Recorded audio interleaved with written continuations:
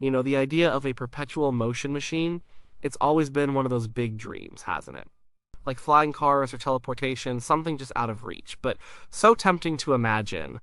We all want something for nothing, a machine that just keeps going forever, making energy or doing work without any fuel. It sounds amazing, really. And for a long, long time, people have tried to build one. They've tried every trick in the book: magnets, weights, levers, wheels that seem to defy gravity. But every single time, they hit a wall, a very, very big wall built by the laws of physics. Those laws are pretty strict. They say, nope, you can't get something for nothing. And energy has to come from somewhere. It can't just appear, and it can't just cycle around forever without some of it getting lost as heat or friction. That's just how the universe works, we've been told. But then you start thinking about some of the wilder ideas in physics. Stuff like black holes, stuff like warp drives. These things sound like science fiction, but they actually come from real science, from Einstein's big ideas about space and time. And those ideas, they really bend your mind, because what if the rules about energy aren't quite as simple when you start bending space itself? What if the very fabric of the universe could be twisted or stretched in a way that does give us a loophole? What if we could create a perpetual motion machine, not by using magnets or gears, but by literally manipulating space-time? It's a crazy thought, a real stretch, but it's interesting to think through, isn't it? Could the universe itself, in its deepest structure, offer a way out of the energy problem? It's a huge question, and it probably has a very clear answer if you ask a physicist, but let's just play with the idea for a bit. Let's really think about it, even if it seems impossible at first glance. So, let's talk about what a perpetual motion machine actually is. It's pretty simple to understand, even if it's impossible to build. Imagine a machine that, once you start it, just keeps running forever. It doesn't need any more fuel, it doesn't stop because of friction, it just hums along doing whatever it's supposed to do. Maybe it generates electricity, maybe it lifts weights, whatever its job. It does it without any more input. Now, there are a couple of types people usually talk about. The first kind, that's the real dream. It's a machine that actually creates energy. It starts with nothing, and boom, it's making energy. It's basically magic, and our best understanding of physics, especially something called the first law of thermodynamics, says that's just not going to happen.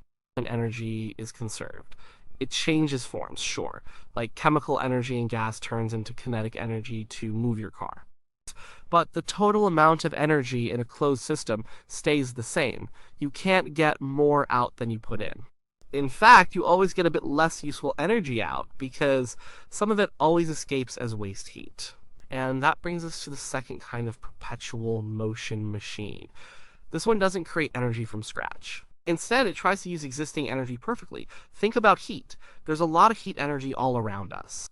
A second type of perpetual motion machine would try to take that heat and turn all of it into useful work. No waste. Just perfect conversion. But again, physics says no.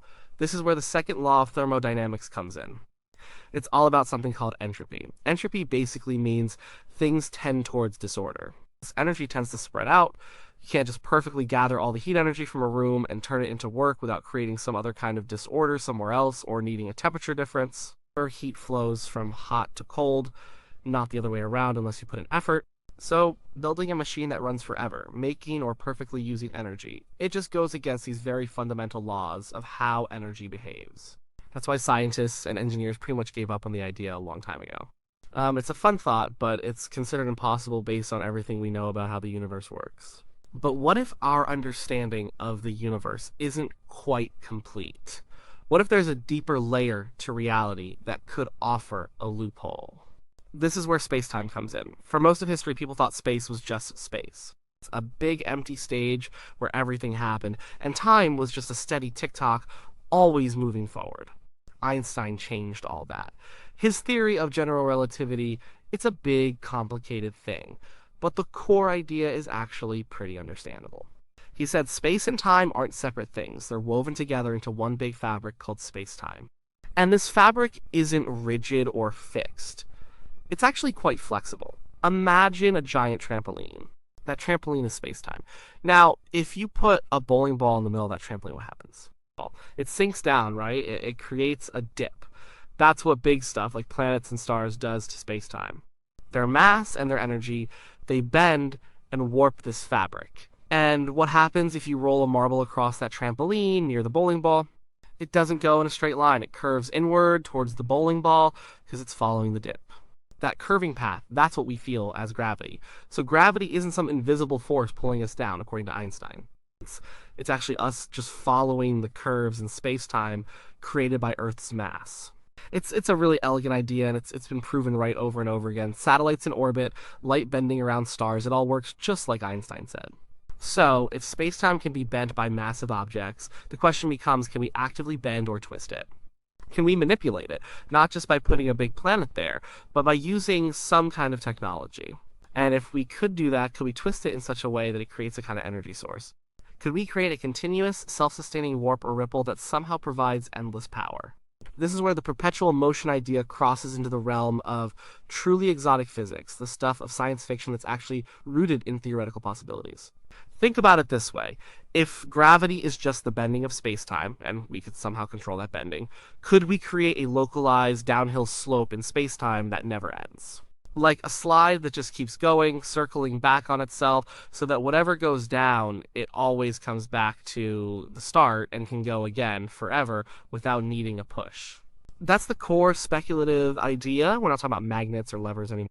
We're talking about the very geometry of the universe. Could we make space-time itself do the work for us? One of the big ideas that comes up when talking about bending space-time is the concept of a warp drive. Like in Star Trek, the Alcubierre drive, named after a physicist who thought it up, isn't about going faster than light. It's about making space itself move around your spaceship. Imagine your ship sitting in a bubble. The idea is that you'd contract space in front of the bubble and expand space behind it. So your ship isn't moving through space quickly, but space itself is rushing past your ship. It's like being on a magic carpet that just glides along while the scenery outside warps past. From your perspective inside the bubble, you're not really moving fast at all, but you're covering huge distances in the outside universe very quickly. Now, a warp drive like that, it takes a monumental amount of energy, more energy than we can even imagine. And not just regular energy. It requires something called exotic matter, which has negative mass energy. We don't know if negative mass energy even exists, let alone how to create or control it. But let's pretend for a moment that it does exist, and we could manipulate it. If you could create a bubble of warped spacetime, could that bubble, once initiated, somehow sustain itself? Could the very act of warping spacetime create a feedback loop that provides the necessary energy to keep the warp going, or even generates surplus energy?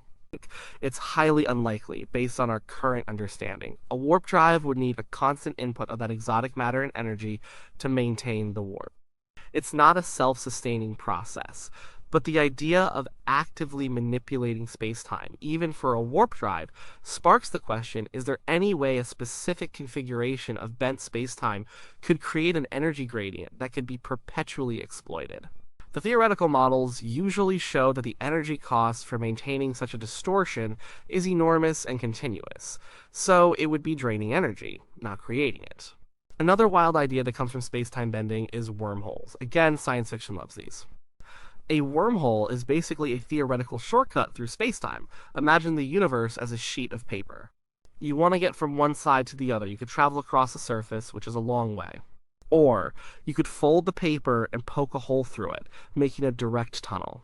That tunnel is a wormhole. You enter one end, and you pop out somewhere else, potentially light years away, almost instantly.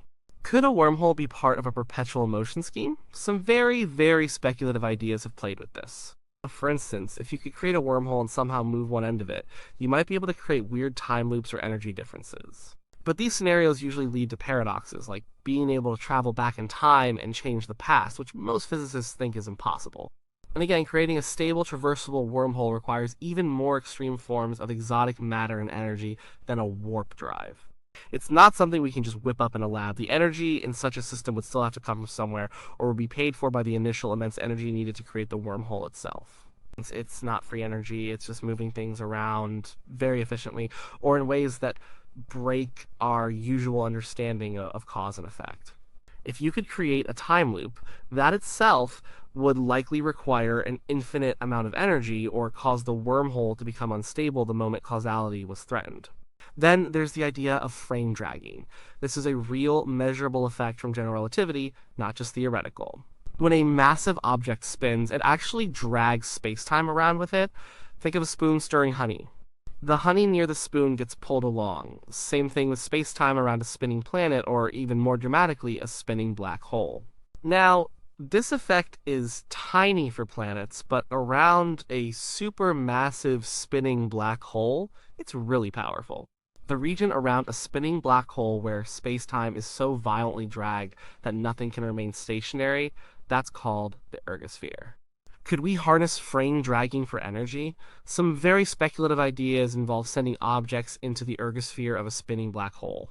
The idea is that you could extract rotational energy from the black hole by carefully dropping something in and letting it get flung out with more energy than it had when it went in. This is called the Penrose process. But this isn't perpetual motion. You're extracting the black hole's rotational energy, so the black hole slows down. It's using up a finite resource, albeit a very large one. It's like draining a battery, not creating one. And it definitely wouldn't work on a human scale. You couldn't create a mini spinning black hole in your garage to power your house. The energy needed to make such a black hole would be astronomical, far more than you'd ever get out. What about the energy of empty space itself? This is a different kind of idea, sometimes called zero-point energy or vacuum energy. From quantum physics, we know that even empty space isn't really empty. It's constantly fizzing with virtual particles popping in and out of existence.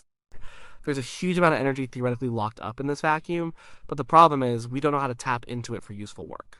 The Casimir effect, where two uncharged metal plates brought very close together are pushed together by vacuum fluctuations, is one of the few physical manifestations of this energy. But it's a tiny force, and it doesn't represent free energy you can just extract and use. It's more like a boundary condition than a tap.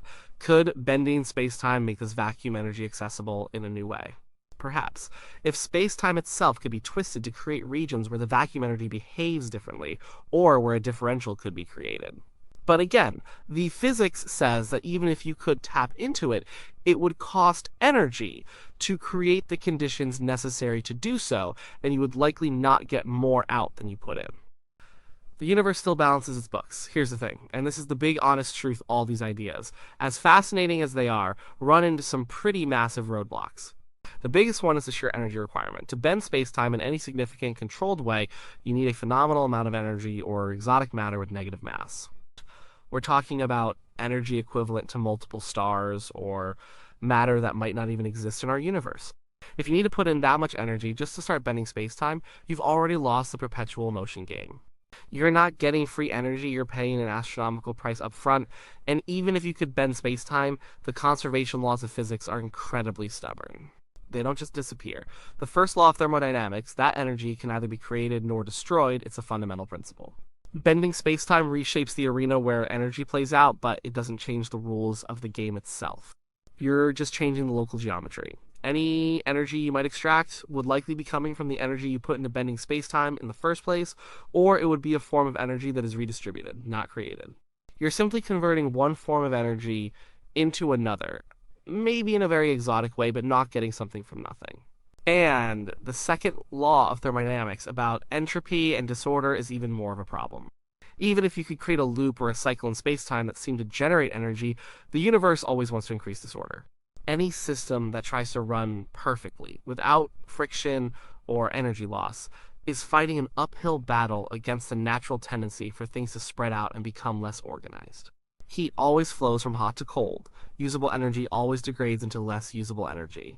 It's a very deep principle. A perpetual motion machine, even one based on space-time, would essentially be a system that defies this fundamental march towards disorder. And that's a tough sell. Most physicists, when they talk about these exotic space-time phenomena, like warp drives or wormholes, usually point out that the energy requirements are not just immense, but also the mechanisms by which they might violate causality, like time travel or energy conservation, are usually shown to be impossible or self-defeating upon closer inspection. The very conditions needed to create these space-time distortions often imply that the conservation laws still hold, just in a more complex, general relativistic sense. So, the honest answer is probably no. Based on everything we currently understand about physics, even with the incredible mind-bending concepts of general relativity and space-time manipulation, it seems a perpetual motion machine remains impossible. We don't get a free lunch. The universe doesn't seem to have a hidden energy tap just waiting for us to figure out how to bend space in just the right way. The energy needed to bend spacetime itself would dwarf any energy you could hope to extract, making it a net loss from the start. But that doesn't mean the question isn't worth asking, and it doesn't mean we understand everything about spacetime. Physics is always evolving. There are still huge mysteries out there. We don't have a complete theory of quantum gravity, for example, which would unify gravity with the other fundamental forces. Maybe, just maybe, in some incredibly advanced future understanding of how gravity works at the quantum level, there could be some incredibly subtle loophole. Perhaps some yet to be discovered property of the quantum vacuum, or the very fabric of spacetime could be manipulated in a way we can't even dream of right now. Could there be a form of negative mass or negative energy that exists and could be created, and that would allow us to warp spacetime without the crushing energy costs? This is purely speculative. For now, negative mass is a mathematical possibility in some equations, but not something we've ever observed or know how to create. It's often required for theoretical concepts like stable wormholes or warp bubbles. Without it, the energy requirements are simply too high. And what about dark energy? It's another huge mystery. It's the mysterious force that's causing the universe's expansion to accelerate. It seems to be a property of space itself. Could we somehow tap into dark energy? Again, there's no known mechanism, it's spread out incredibly thinly, and it's not clear how one would concentrate or convert it into useful work. It just pushes space apart. It doesn't seem to offer a readily exploitable energy source for our everyday needs, or even for a grand perpetual motion machine. It's a fundamental diffuse property of the cosmos, not a battery. The dream of perpetual motion is a powerful one.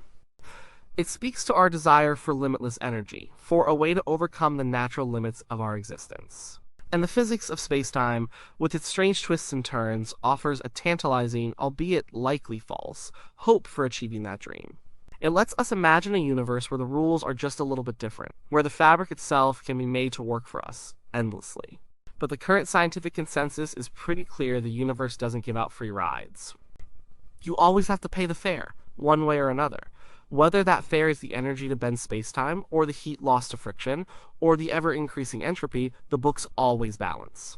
This isn't just a casual observation, it's the bedrock of almost all physical and chemical processes we observe. Think about it this way: for every fantastic theoretical possibility that arises from Einstein's equations and see things like warp drives, traversable wormholes, or even time travel scenarios, physicists immediately start asking about the energy budget. Where does the immense energy come from? How is it supplied? And crucially, does the net sum of energy remain conserved throughout the process? Almost every time, the answers point to one unavoidable conclusion: the energy needed to initiate or maintain such exotic spacetime distortions would be colossal, far exceeding any potential gain. It's like trying to lift yourself up by your bootstraps. You can pull all you want, but you won't float. The internal forces within the system, your body, the bootstraps can't generate the external force needed to overcome gravity. Similarly, space-time manipulation, as understood through general relativity, still operates within the framework of energy conservation. The problem with perpetual motion isn't just about building a clever mechanism, it's about fundamental accounting. The universe, in its elegant way, keeps perfect accounts. Every bit of energy is tracked. It changes form, it moves around, it spreads out, but it doesn't just appear or disappear. So, if you were to create a bent space-time machine that somehow produced energy continuously, that energy would have to come from somewhere. Would it be extracted from the very structure of space-time itself? If so, what is the energy content of space-time, and could it be tapped without violating the universal conservation laws? The equations of general relativity actually have terms that represent the energy and momentum content of space-time. These terms don't suggest an infinite extractable reservoir of free energy. Instead, they describe how energy and momentum are distributed and interact with the curvature. They describe how the bowling ball creates a dip, not how the dip magically powers itself. And it's not just about the initial energy, it's also about stability. Imagine you could conjure up a tiny localized warp bubble or a miniature wormhole. How do you keep it stable? How do you prevent it from collapsing the moment you try to use it? Theoretical models often show that these exotic structures are inherently unstable, requiring constant, precise energy inputs to maintain their form. And again, this points back to the need for a continuous energy supply, not a self-sustaining perpetual cycle. The very act of maintaining the space-time distortion would be an energy-intensive process, demanding more than you could ever hope to extract. The universe isn't a passive background, it's an active participant, and it always pushes towards equilibrium. This is the essence of the second law of thermodynamics. Any effort to create a persistent energy gradient or an endlessly cycling system would be fighting against the universe's natural tendency to smooth things out to increase entropy. Even if a bizarre space-time geometry could somehow create a local area where energy seemed to be generated, that generation would almost certainly be offset by an even greater increase in entropy somewhere else in the system, or a massive energy cost in establishing and maintaining that geometry. It would be like trying to keep a perfectly organized stack of papers in a tornado. The natural forces are just too strong. So, while the idea of using space-time as a cosmic energy source is incredibly seductive, it's a bit like wishing you could print money without causing inflation. The system has internal consistency and it has rules. Those rules, especially the laws of thermodynamics, are incredibly robust. They've held true across every experiment, every observation, every theoretical model we've ever successfully developed. To break them, even with space-time bending, would require a whole new, fundamental rewrite of physics. Not just a new chapter, but a new textbook entirely. And while science does rewrite textbooks sometimes, it usually happens when there's solid, undeniable evidence, not just a tantalizing theoretical possibility that also requires impossible energy inputs and exotic matter. It's tempting to think that since space-time is such a fundamental aspect of reality, that it might hold some deep, hidden wellspring of power. But the evidence so far points to space-time being the medium through which energy and matter interact, not an independent energy source itself. It's the stage, not the power generator behind the stage. You can reshape the stage, make it hilly or bumpy, but that doesn't mean the stage itself has an endless supply of props and lighting. You still need to power the show, and that's okay. The fact that we can even think about these things, that our understanding of physics allows for concepts as wild as space-time bending, that's incredible in itself. It shows how far our minds can stretch. It pushes us to ask bigger questions, to probe deeper into the nature of reality. It might not lead to a perpetual motion machine, but it might lead to a deeper understanding of gravity, of the universe, and maybe even to other forms of energy or propulsion that are currently beyond our grasp, but don't violate the fundamental laws.